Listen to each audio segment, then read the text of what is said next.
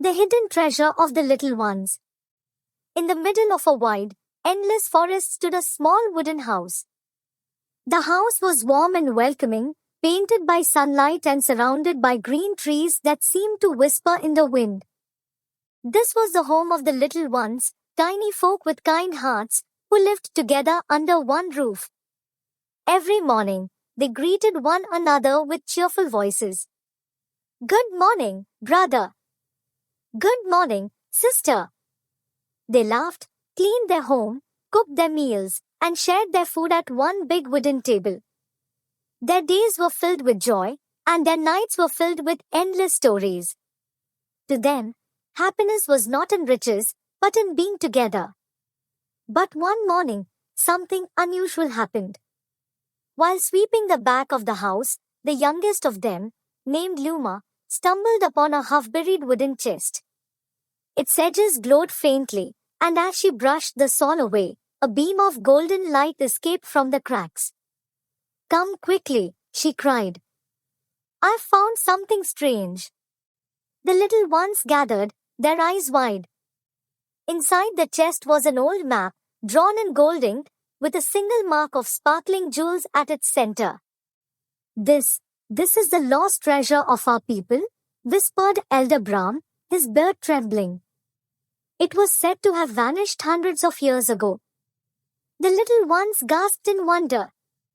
And then, as if one heart beat inside them all, they decided, "We shall find it together." The next morning, they prepared for the journey. Bread, fruit, a flask of honey water, and of course, the glowing map. Singing softly to keep their courage high, they stepped into the forest path. Soon, they reached a wide river. Its water ran wild and deep, crashing against sharp stones. The map showed no other way forward. "We cannot swim this," muttered Brahm. "Then we must build," said Luma with determination. They cut branches and tied them together until a strong wooden bridge stretched across the river. One by one, they crossed. But when the last of them, a playful fellow named Pip, was halfway across, the water broke open with a splash. A monstrous fish, with rows of shining teeth, leapt up and clamped onto Pip's foot. "Help!" Pip cried.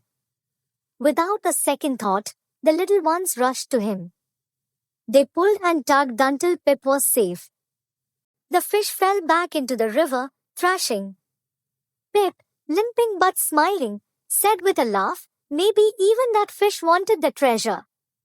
The journey led them to a cavern guarded by a towering stone giant. His eyes glowed red like burning coal. His voice rumbled like thunder. "You may pass only if you choose," he said. "Three paths lie before you. One leads to death. One leads to eternal darkness. One leads to the treasure you seek. Choose, but choose wisely." The first path roared with icy winds and chilling screams. The second dripped with shadows, where unseen creatures hissed. The third shimmered faintly with golden mist, though thick fog hid its depths. The little ones stood in silence, fear pressing on their chests. At last, Brahm spoke.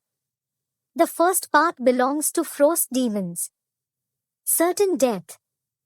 Luma leaned forward, listening carefully. "The second path, that's not dripping water. That's the breath of snakes." Pip squeezed her hand. "Then we must take the third. Where there is light, there is hope."